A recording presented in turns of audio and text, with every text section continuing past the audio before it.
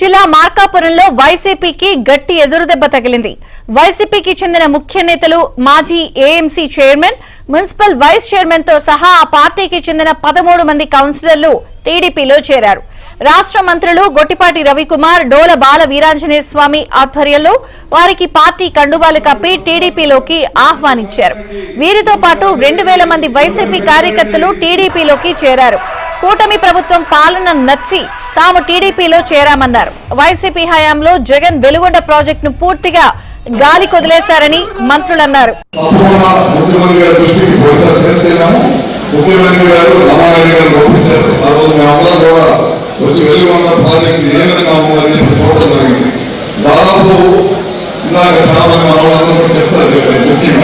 Veligonda project